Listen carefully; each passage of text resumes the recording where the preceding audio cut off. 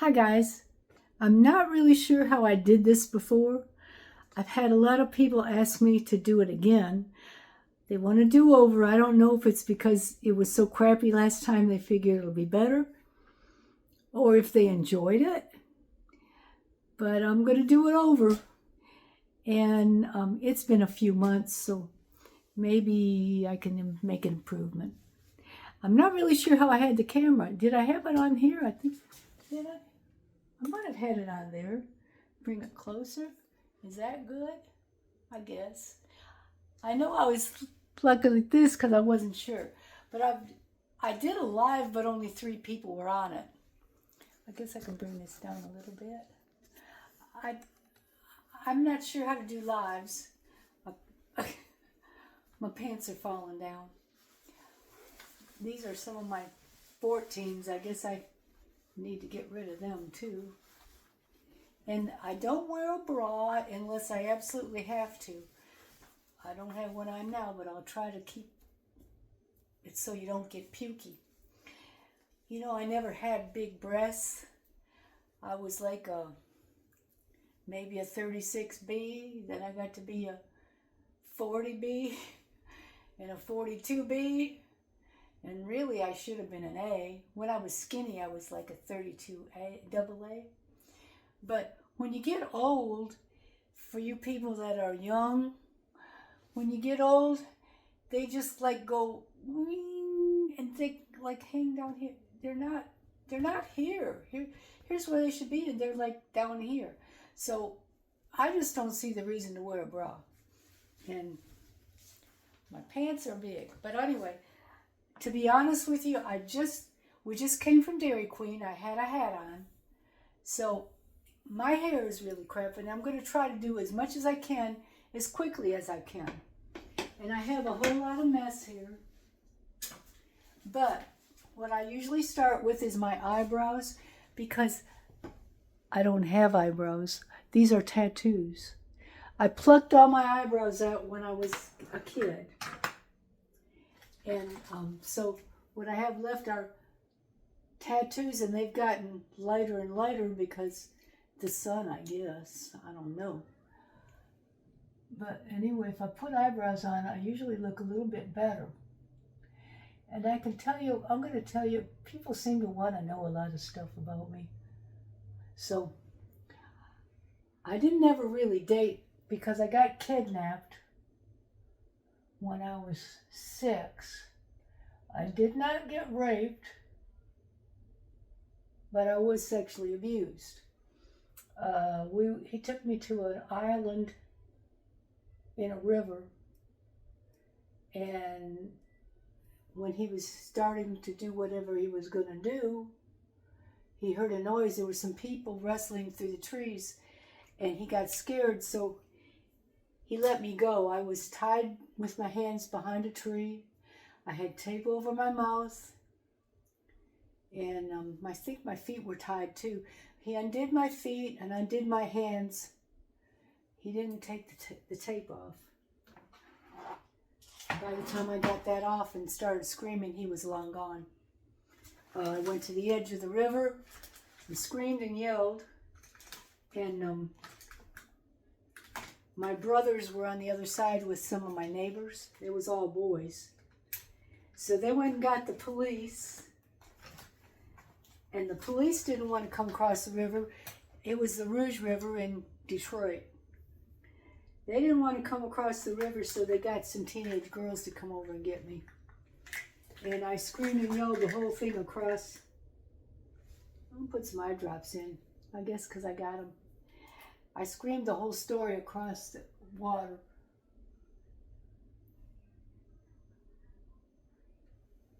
I had laser surgery many years ago, and my eyes get a little bit dry. Anyway, then the police tried to find him. They never could. I had given the guy my address, and 2 weeks later, he was in front of the house in his car. He was about 19. And I ran in the house and told my dad, who was home for Saturday, that man was out there, and he ran out, but he had sped off. And I I keep trucking over here. I guess I could talk to you there. And he told me that if I ever saw the man again to get his license number, but I never did see him again. He was a man to me, but he was really a kid. I really don't think he probably was going to kill me, because I think I remember him being a nice man. I thought. All the neighbors and my brothers and I used to walk to Rouge Park. It was on West Chicago, and we lived on Warwick. And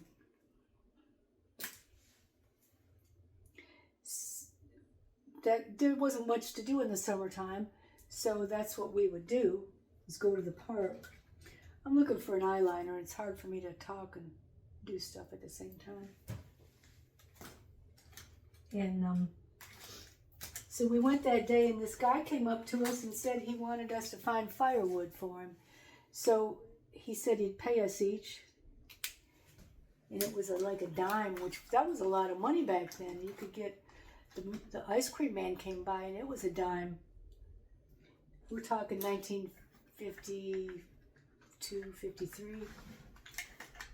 So he paired us off in twos. I was the only girl, and he chose me.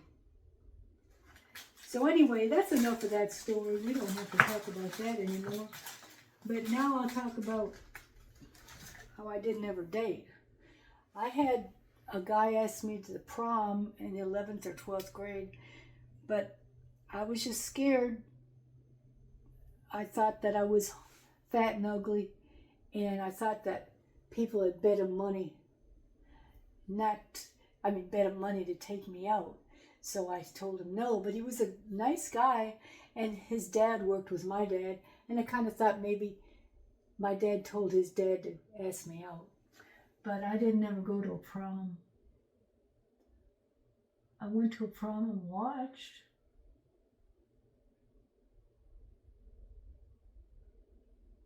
I might be getting this a little too thick. I don't use as much makeup anymore, but I used to. But maybe I should, because that eye looks better than that eye. Okay. And I do want to tell you that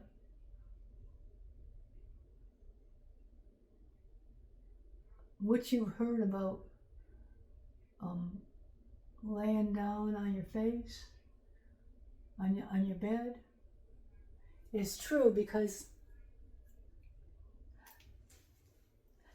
I'm 80. Look at how many wrinkles I have. Not that many on that side. And this is the side I sleep on. Look at the wrinkles. So this is the side I sleep on. This is the side I don't. So it's true. You're laying like that all night long, you get wrinkles. So why is my eyes looking funny? I just went and bought some more silk pillowcases. I have all silk pillowcases. I think it also messes up your hair. Now my hair is all messed up and thin because of the Ozempic, but I think also because of the pillows. Okay, maybe I put too much on.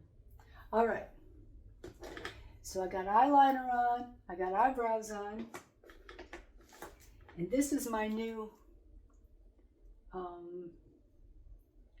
I'll never be able to read that. They put them awfully tiny.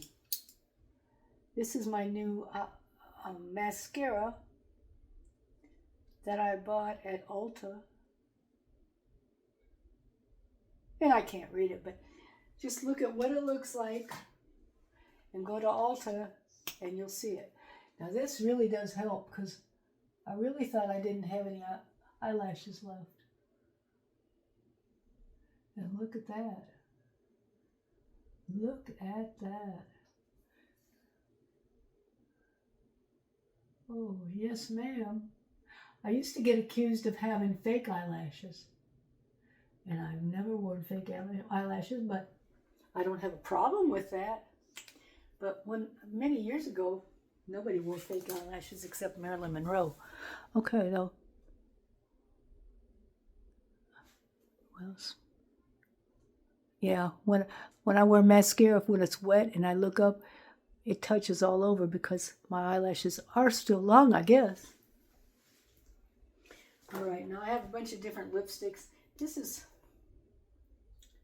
unique. This is old. It might have disease on it. I don't know.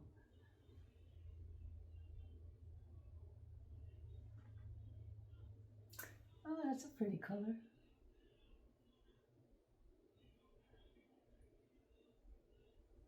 I don't have the most steady hands anymore. All right, now I really don't need to have a lot of makeup on today, but I'm just showing you what an old lady can do to make herself look just like an elderly lady. And, oops, I got this off of TikTok. And I like to take this with me on the cruises. I've done 3 cruises this year because I've got my colors in there. I don't like to get too colorful. Discount Divas. That wasn't TikTok. That's Discount Divas. My lipstick might be a little bit messy. It's really hard for me to do these things. I used to do them and it was just nothing. It took me 5 minutes. You'll notice that I don't wear face makeup. I never have worn face makeup except for about a year I was selling Unique. So I did, but when I go in the living room, my husband would say I looked like a fake lady because I had too much on. So let me plug in my curling iron. And it doesn't take too long for this to heat up. This is a Conair. And I have a bunch of Lange, and I don't know what to do with them. I've got this Lange, and I thought this would be good, but I don't know how to use these things. Lange, yeah, Lange. I got that one. Well, I guess it doesn't want to close. I'll probably never get these back in. And I got this Lange. This works kind of good, but I don't know, it blows air. Like if your hair is a little bit wet. Well, it's not going to do it because that's not plugged in. I'm sorry. I'm kind of a screwball. But I do have a lot of tools, which means that I've spent a lot of money. And I got these. Oh, yeah, this is that big one. I can't use that because that pulls my hair out. I'm sorry, Lange. But when you got little fine hair, that's not good. So, I mean, I don't know why I keep them, because I don't use them. I keep thinking maybe my granddaughter would want them. I actually gave them to my daughter and she gave them back. But I think she bought them from somewhere else. And then I got this one. I think it's just a smaller version of the other one. Yeah, because I had my hair long and then I went and got a smaller version. And you plug it in, I'm getting dizzy. And it blows air and it dries your hair while you pull it. But look, I can see a whole lot of hair in there. That's mine. My daughter has dark hair. So I guess that wasn't good for me. And I don't want to say anything about Lange being bad because I like them and I love the people that sell them. But I think once you get old, I think everything gets feeble on your body. I know mine has.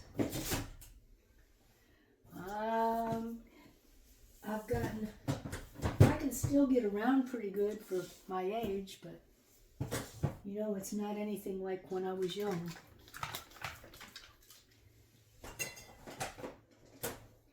And then, of course, I got my good sprays. Tresemme, Extra Hold, and then I got my Wow. And I think that Wow really does work. But let's see, I might pull you down a little bit because I'm going to curl my hair. And can you still see me? Yeah. Okay. I talk to you like you can answer me, but I'm not doing lives because nobody watches my lives. Oh, look at my... See, that looks bad. I'm 132 pounds. And I was 226. I mean, yeah. So that's a lot of weight to lose. And look, my arms are skinny. See how skinny they are? But this is not going anywhere. So if you decide that you're going to lose weight, you need to do it before you get old. Because there's no getting past all that mess. And I'm not going to do anything really fancy today, but I'm just going to kind of try to fix it up a little. I dyed my hair for years. And I had a heavy frost. Well, let's start in the 8th grade. I started putting a little bit of dye on it. And then as I got a little older, I was putting a little red in it. And then I put a little dark in. I didn't like me with dark hair because I have light skin. I would like to have dark skin and dark hair because most of my family, on my father's side, all my cousins had black hair and my younger brother had black hair. But my older brother and I picked up my mother's side, which is German. So I got blondish, brownish hair, dirty blonde. Okay, so I'm skipping around. Let me go back now. So when I got to be 18, I was living in DeWitt, New York, which is outside of Syracuse. And I was working at the newspaper. Well, actually, I was a nanny right out of high school, and my dad said I wasn't going to meet anybody that way, so he told me to go and get a job. Well, I got a job at the newspaper in town, the Syracuse Herald-Journal, and I worked in accounts receivable. And I really loved the job, and I started dating a cub reporter, but he wasn't Superman, but he was cute, and his name was Freddie, and we were going to get married. My dad was getting transferred back to Detroit, and I said, well, I got an apartment, I'm going to stay here. And he said, well, you're 18, you can stay here, but your car's in my name and your clothes are mine. He said, so you can just stay here with nothing. So I moved back to Michigan with my mom and dad. And I'm glad now because I would have been up in Syracuse where it's really cold and who knows what would have happened with Freddie and me. So I went, my dad said, you got to get a job. My dad was kind of funny. I mean, we got there on Saturday, and on Monday he came home from work and he said, did you get a job? I said, we just moved here. He said, you're not sitting here and doing nothing. Get a job. So the next day I went and I got a job at 5 and 10, Woolworths. And when I came home, when my dad came home, he said, did you get a job? And I said, yeah, I'm going to work at Woolworths. You're not working at a 5 and dime for the rest of your life. He said, I got you an interview at General Motors. So I had to show up in General Motors the next day. And they have a proving ground, they have a hospital. It's the tech center in Warren, Michigan. That's where we were living. So I went in for my appointment and they sent me over and I got my physical and told me I got a job. So I worked in accounts payable there, and it was a really great job. I loved it. I used to have to audit vouchers and checks, and I'd carry these big $1 million checks around to all the big wigs in GM and have them sign them, like from Monsanto and different vendors that did things for GM. I loved the job, and I worked down the hall from my daddy, but the place was really big. And so I worked there for a while, and I got a best friend named Joanne, Josephine Ann Bernadette Latticina. I wish I could find her. And she was dating a guy, and she told me one night, she said, I want you to go on a double date with us. she said, this guy's really nice. His name is Richard, and he wanted to know if I had any friends. And I said, well, I'm dating this other guy, and we're kind of, I kind of like him because my other friend Tina had fixed me up with him. And she called me on the Saturday, and I just had a fight with my dad. And I cussed for the first time, I think, in my life. My dad was not happy about that. Anyway, so see, I'm not that nice. Anyway, they had gone out to dinner, and she said, well, we'll be over in a little bit. And I said, I don't want to go out. But I had to because she was my friend. And we went to, he took me to a bar. We double dated. And he bought me a beer. I don't drink, and I sure don't drink beer. I would have rather just had a Coke. But he bought me a beer, which I didn't drink. And then we all went out to watch the rooster tail boats practice on the Detroit River. If you're from Detroit, you understand it's really neat. And Canada's right across the water, so it's just beautiful along the water's edge. Detroit's a wonderful town. This was before the riots. Okay, so I ended up 2 months, that was Labor Day weekend. We got married December 23rd. And I had just turned 20 in October. And I loved him so much. He worked for ITE Circuit Breaker, but then he came home one day and said he wanted to be a salesman. And I said, you mean like selling vacuums door to door? And he said, no, I want to be a salesman for companies. And I didn't know what he was talking about, but he became a salesman for McLean Trucking. And he started doing really well. Next thing I knew, he got transferred to Toledo, Ohio. So we moved to Perrysburg, which was a brand new city back then. And very pretty. It was outside of Toledo. I already had 2 babies, and I had my 3rd baby in Toledo Hospital. Well, then he got transferred. While I was pregnant, he got transferred to Cincinnati. So I lived in the house that we had built for about 6 months, the last 6 months of my pregnancy, while he lived in Cincinnati. And he would come home on weekends, and my kids would sing, I love my daddy in Cincinnati. And I just loved him so much, and I loved the kids.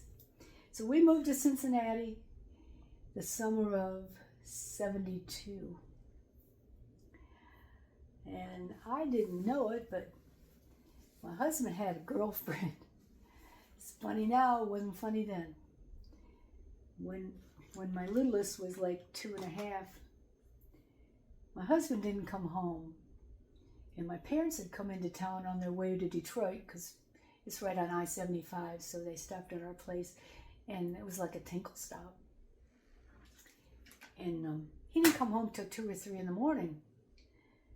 And I went back to sleep, but in the morning, I just jokingly said, why are you so late? Do you have a girlfriend? And he said, yes, I'm in love with her, and I want a divorce. And I laughed, because I thought he was just making up stuff. And he proceeded to put me on the phone with her. And that was the worst time in my whole life. It gets me upset thinking about it now. I cried and cried and cried for 2 weeks. I didn't eat. And I only drank a little bit of water. I lost 15 pounds. I went down to 108. Okay, this is all I'm doing here. Now I'm going to put my magic. Wow. See how this does. Somebody said I used too much. Somebody said I didn't do enough. So I'm going to see. I can't see, my eyes are closed. Oh. . 1,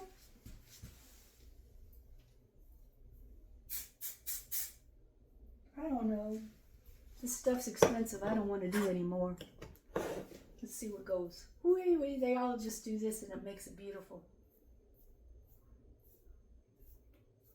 That don't look beautiful. Pretty much looks like what it looks like every day. But let's see if I can fix it a little bit. Come on, Karen. Get this. Come on. You could do better than this. Oh, gosh.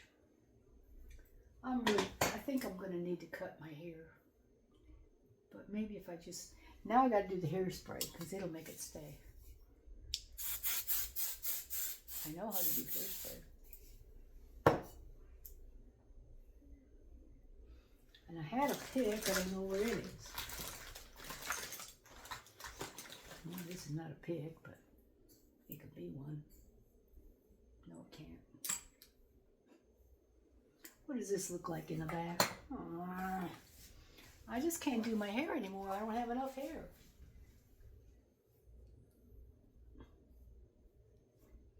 And so, after crying and fighting and listening to her tell me to give him up, I ended up okay in the divorce. He gave me everything. He said he just wanted his woman. So I got the house and the car. Well, he got the Cadillac. That's all he wanted. He got the Cadillac. I got the Chevrolet. The story of my life. But that's okay. I love Chevys. And anything that there was two of, he got one. So like we had a living room and a family room, so he got one or the other. And he got a bedroom set. He made good money. He supported the kids and me very well. I don't think I did very good on these lips.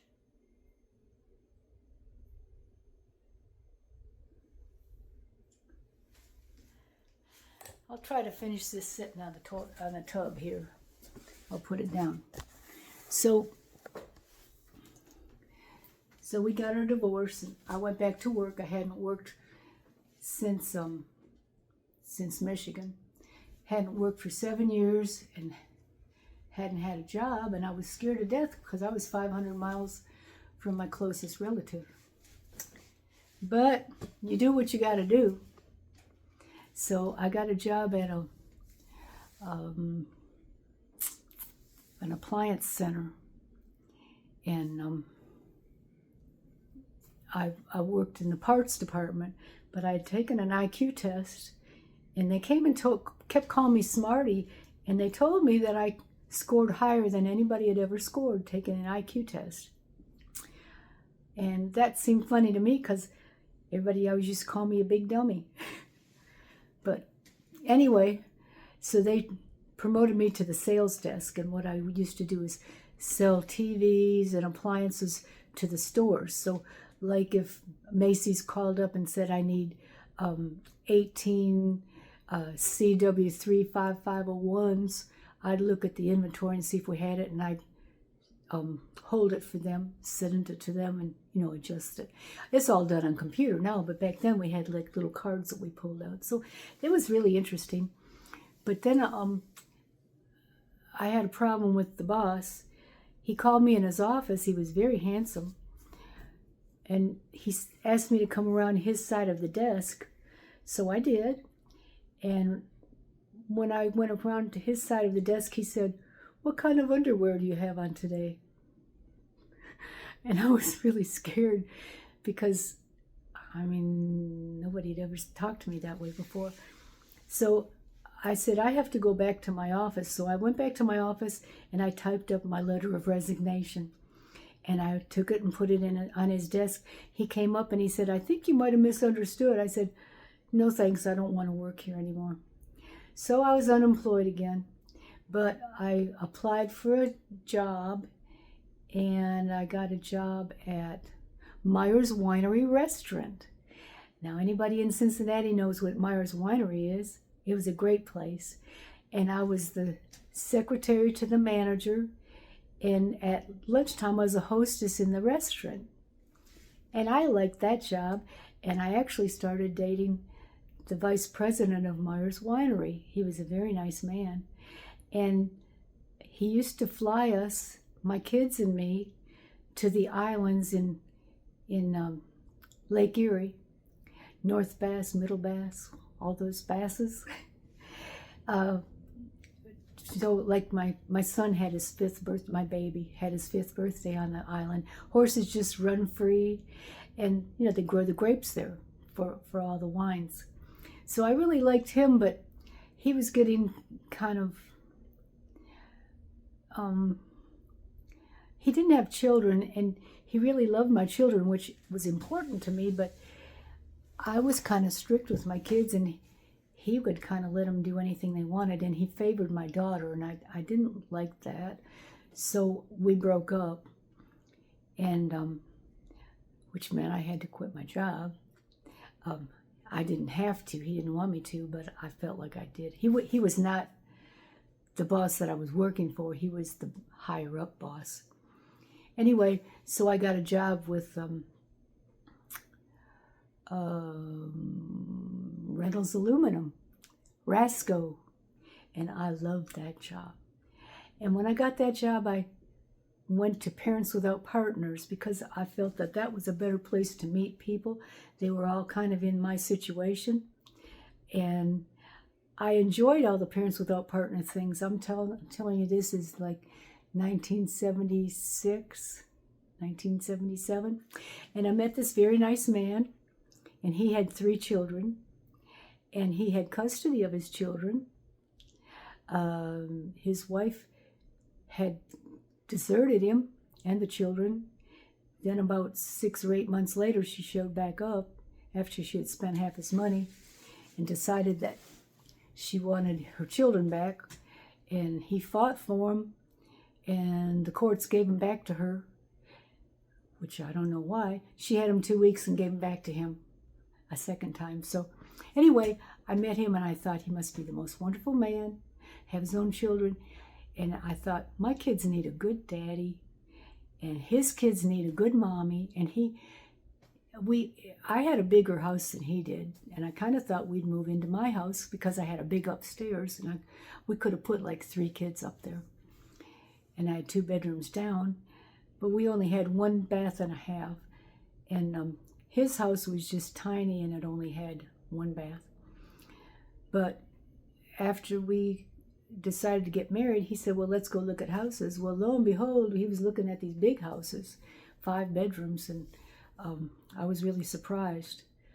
Things happened, and I kind of, we had everybody coming to our wedding, because we did have a wedding. I didn't have a wedding the first time, and I kind of thought this was not going to be a good idea after all, but I loved his kids, and I just didn't want to, I was embarrassed to cancel the wedding, so we got married. And it was probably pretty good for a year or so, but things happened, and we didn't gel. And we almost split up. But then he got a job transfer. I didn't even know where Alabama was, but he said he had an offer for a job in Alabama. And our lawyer told us we needed to get out of Dodge because, Cincinnati, because his ex-wife was causing us a lot of problems. And I'm not going to get into all that, but I really dearly loved his children. I loved them as my own. So I agreed to move out of state again. Not at first. Look at my lipstick. I didn't do very good on it. But he got a, oh my gosh. He got a free flight to Alabama and for the weekend, and I thought, well, I get to go someplace. So the oldest daughter was like 15, 16 then, probably 16 or 17. So she said she'd watch the kids, and we flew to Alabama. Well, it was in February, and Alabama, well, in Cincinnati we left snow, and it was cold and windy and blustery and winter. And we got to Alabama the middle of February, and all the trees were blooming, and every place we'd go to look at houses, the houses were cheaper, and everybody'd say, welcome to Alabama. And I just fell in love with Alabama that weekend. And so I agreed to move to Alabama, which I felt bad because my kids were not going to see their dad that much, but, I was going to take them back to see him anyway, and he could come down. So we moved to Alabama, and for a while it was good. We bought a big house on a lake, and I loved living on the lake. I mean, it was so neat. You could go out, jump in your boat, and take kids skiing. We had a pool and a slide. It was everything. And when they told us the price, I couldn't believe it because it would have been 3 times as much in Cincinnati. So, I mean, it really was a good deal. So I enjoyed it. I started, I didn't work, but I did volunteer work. I was a pink lady at the hospital, and I was in charge of this is 35 minutes. I'm going to have to get off here quick. I was in charge of the candy stripers. Anyway, things went on. Things didn't work out for us. And I got a job at a Chevrolet dealership. And we got a divorce. He never remarried. My first one married the Avon lady. The second one, who I just told you about, never remarried. I met a really nice guy. I went to sell furniture at Jefferson Home, and then Hollick Myers took over. I met a really nice man that was a police detective. Very sweet man, probably the nicest man I've ever known. And my husband now is just a wonderful man, but this guy was even nicer. We got married, and he got sick. His kidneys died. He was on dialysis. So I got a job offer to be a manager of a Highland Myers store in Mississippi. And I kind of needed the money because my husband now was on disability. So I took the job. We moved to Mississippi. I missed my kids a lot, and I already was a grandmother. My oldest son made me a grandmother when I was 41. I think 41. Maybe I just turned 42. So I didn't get to see her, and my daughter was, getting of age where she was probably going to get married, and my youngest son. So I really didn't want to stay in Mississippi. So my husband came home one day, and he said, "I just want to go home." He knew he was dying, and he didn't want to die in Mississippi. He had never been out of Alabama. So he left. He said, "You can make it there, can't you?" I said, "Well, I'm going to try to get a transfer." Well, they wanted to transfer me to Huntsville. Huntsville's still 100 miles from where I live. So I ended up going back to being a credit manager, which is assistant manager. A salesman that had worked for me called me and said he wanted to be the manager. Would I be the credit manager and work for him? I said yes, I would. So I came back, and soon after I came back, my third husband died. He was a very fine man. He died at 50. So I didn't think I ever wanted to get married again. I didn't even want to date. I got fat. I was working at the furniture company, but I knew that it wasn't going to be doing well. I knew that things were happening, and I started getting job offers, and I got a job offer at an Advanced Tank in town. I took that job, but it was working at a one-person office, and I'm a talky person. I couldn't work by myself. I worked there a couple months, but I just didn't like it. And so I got a job offer at, I'm getting mixed up. I don't guess you really care about my job offers. But, I went back to the furniture company for a short time, and then I got a job offer with lawyers. my daughter's best friend worked for lawyers, and she came in and she said, I told you don't take any other jobs. I kept wanting you to work for us. And I said, but I've never been a legal secretary. And she said, oh, we train you. And I was 52. Who wants to train a 52-year-old? But I mean, I was a credit manager and a store manager, so, you know, I was smart enough, I guess. So anyway, they hired me. And I went with my best friend, one of my best friends, to a bop club in Birmingham. And I don't dance. Well, I like to do the old 1-2. And I took ballet, but I've never been much of a dancer. Especially not bop. That was popular kind of when I was a little kid. But she kept telling me to go, and I thought, well, I'm just going to go and laugh. Well, the first night, this man came up and asked the woman next to me to dance, and then he looked at me and he said, and you're next. And I thought, oh no. He came up after he danced with her and he said, come on. And I said, I don't know how to dance like that. And he said, well, then come over here. And he took me over the corner, and there were people over there that kind of taught you. Well, it's 1, 2, 1, 2, 3, 1, 2, 1, 2, 3, you know, and I would count, and he would tell me not to count. But I learned how to do the bop, and he started dancing with me. And the next week, I went back, and I saw him there again. And we were sitting at a table talking, and I had ridden with my friend again. And he said, where is your friend? And I said, I think she's dancing. He said, no, they left. And I said, where'd they go?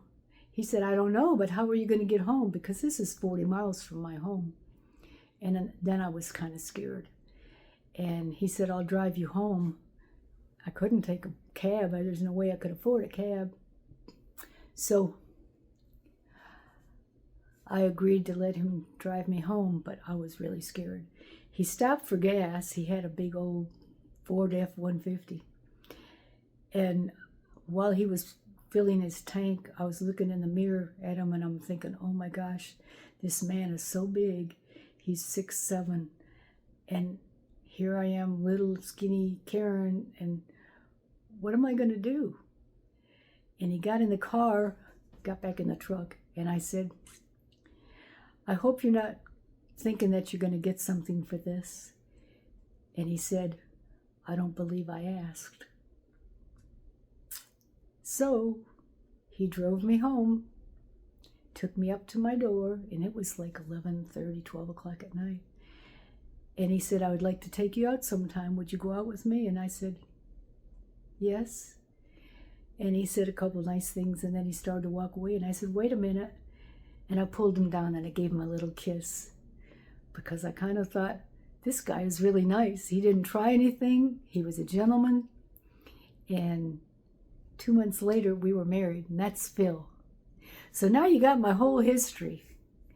And I worked for the lawyers until I retired at 66. And I've been a housewife or a homemaker or a retired lady ever since 2011. And that's my life. So I don't know if it's funny. If you're interested, if you're not, I guess you just got out of this by now. But for the few that asked me to do this again, I've done it again. I've done my makeup. I don't really need the glasses. My doctor told me I don't really need them, but I just used to them. And my hair, I mean, I washed it like 3 days ago. So 3 days, Sunday. This is Tuesday. This is Monday. I washed it Saturday.